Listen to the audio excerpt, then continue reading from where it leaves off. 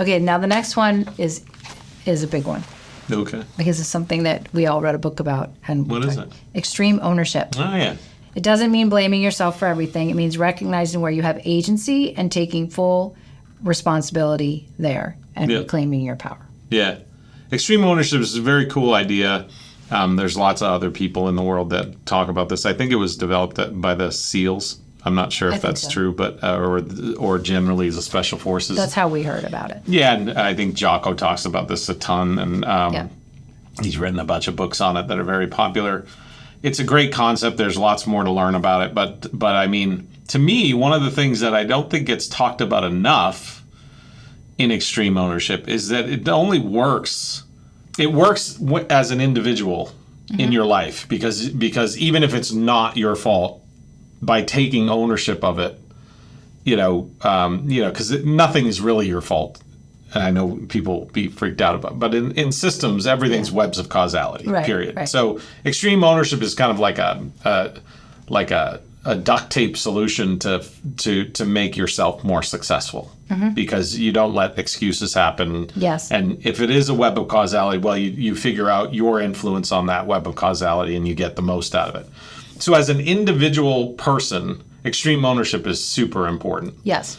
But as an organizational culture, it's really important that if you have extreme ownership, it has to be enculturated. Right. Because if everybody isn't doing extreme ownership, there's going to be a breakdown at some point where the person's just like, here I am doing extreme ownership all the time. Yeah. And nobody else is doing it. Yeah. And again, as an individual, that's always going to be the best play. I'm not saying it's not. Yeah. But it's really important to bring extreme ownership to the whole organization, that all the agents in the system are taking extreme ownership. And if everybody does that, you get this hyper-functional team.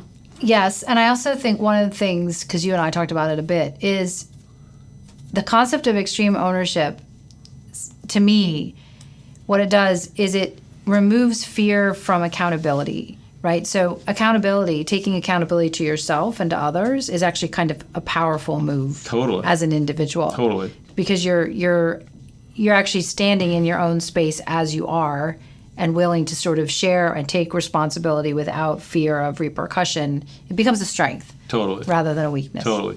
It's funny that if you listen to some versions of extreme ownership, you might think that it's like paradoxically or antithetical to systems thinking, but it's actually fully in alignment with webs of causality. Yeah. Because if you think about a network of something is happening, this thing that we don't like is happening, and actually in most organizations what we do is we go, well, whose fault is it? Right. It's this guy's fault. And we target this guy. Yeah. Or it's this department's fault. Right. So we target that department, right?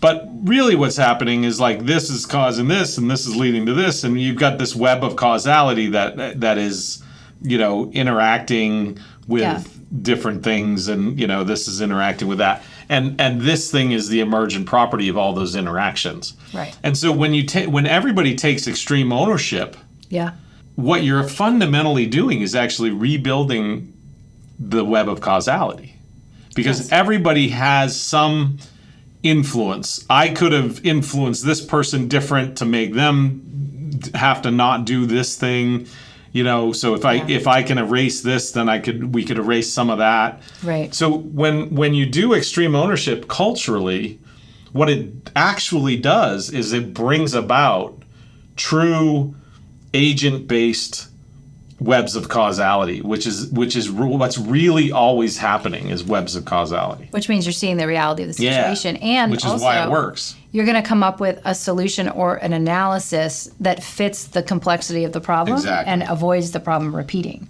Yes. Which is good. Right? Exactly. As an organization, that's what you want. And that's the problem is if we blame this guy, then we're going to repeat the problem. We're going to fire him. But the first problem took less time than understanding the system. So we have this externality, which is this is going to take too much time to build extreme ownership. But if you take the time to build it culturally, then you're not repeating the firing, the this, the that never affects the problem. Yeah. So if you look at it in the big picture, you're actually spending more time and more money with this blame game kind of mentality. Right. And also I'm getting the origin, because when everybody takes their part of the ownership, that's how you're building a team, Totally. a shared understanding, a shared exactly. responsibility. Yeah. Which makes sense why it comes from military Yeah, in for that sure. sense.